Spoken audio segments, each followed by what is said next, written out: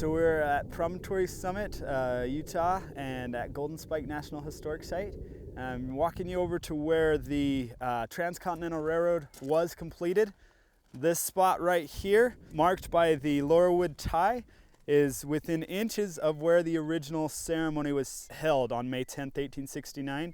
Included in the on this tie is a plaque that lists many of the dignitaries from that company, the Central Pacific in particular, including Leland Stanford's name, and the Big Four are all marked there.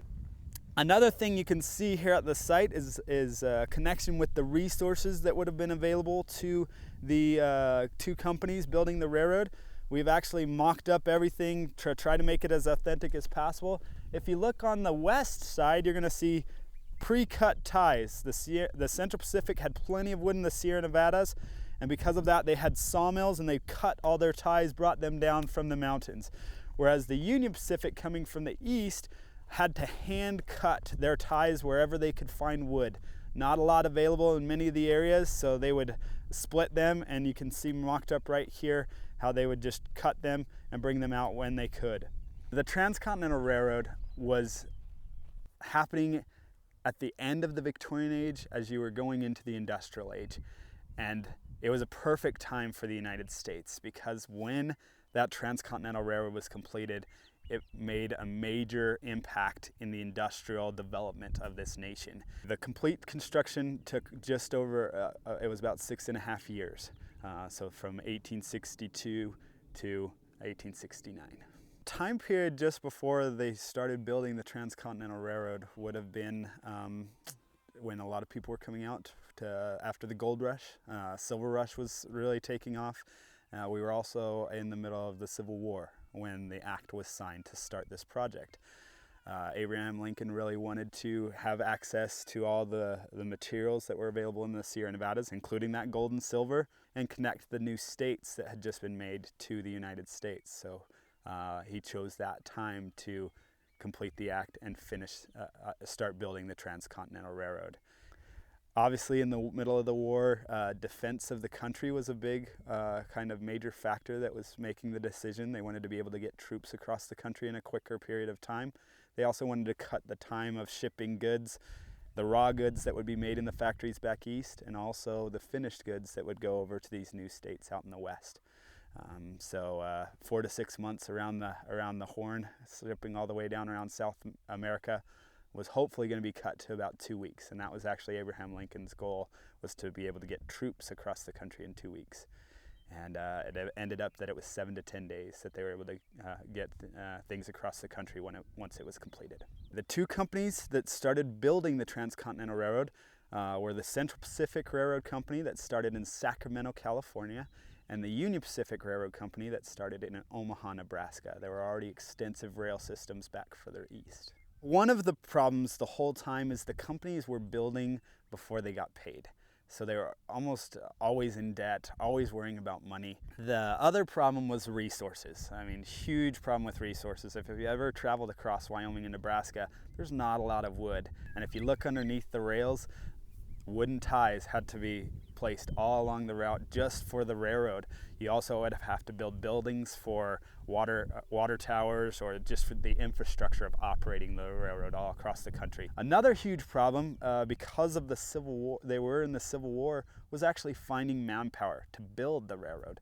And the end of the Civil War actually was a huge help for the railroad companies, because you had all these veterans from the war looking for a way to provide for their lives and their livelihood, and there was a ready employer in the railroad companies.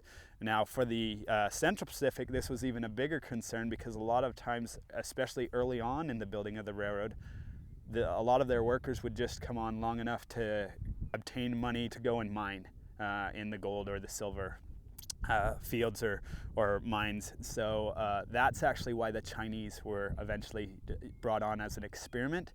They just brought on 50 Chinese workers initially to test them out. There was a lot of doubts because of the stature. They didn't think they'd be able to withstand the 10 to 12 hour days, 6 days a week. There was also a lot of criticism and I guess you could say racism against the Chinese, but eventually they overcame all those doubts and did a fantastic job. So well, in fact, that over 11,000 Chinese were employed by the end of the Transcontinental Railroad between the two companies.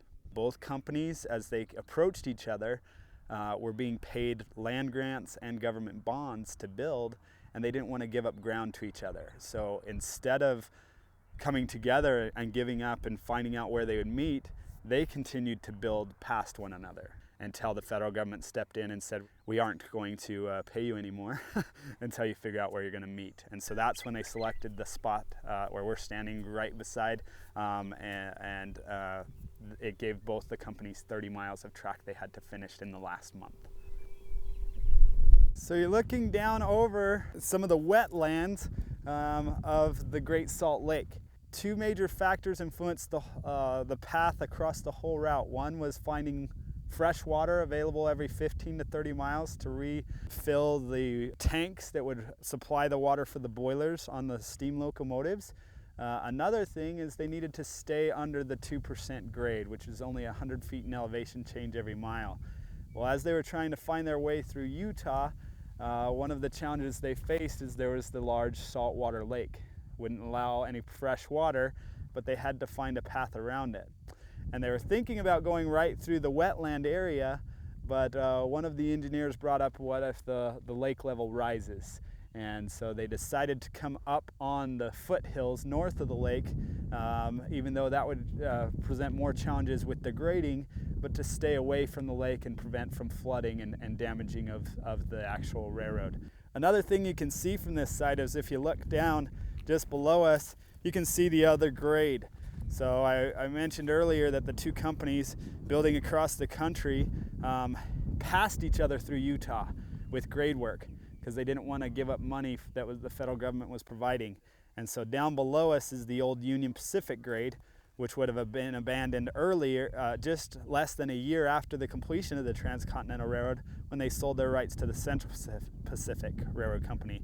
Because the Central Pacific had worked through Utah a lot longer, they had a much higher quality grade, and so when they bought the rights from the Union Pacific, they switched over onto their grade, and that's where we're standing, is on the original Central Pacific grade.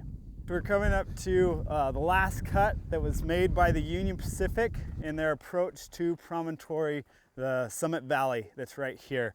And in just a minute we'll be able to look down and you can actually see, in order to get through different elevation changes, they would cut through the rock and blast with black powder, making these channels that they could actually build the railroad through. Now the work you're actually seeing, these berms or hills up on the far side of this cut, is from the 1860s. This is actually rock that was stacked up, and you can actually see they even kind of put some bigger rocks to act as a wall, retaining wall, to keep that from collapsing down into the cut. And so pretty neat. You can see work that has lasted almost 150 years now.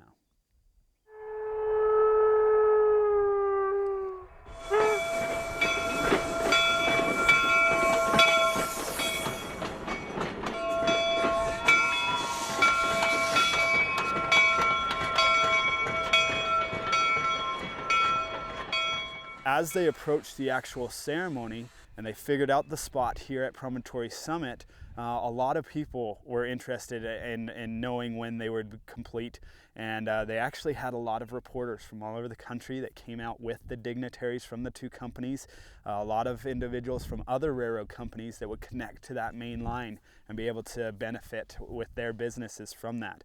And the day that was set for the completion, when the federal government made these companies kind of set when they would finish and where, was May 8th.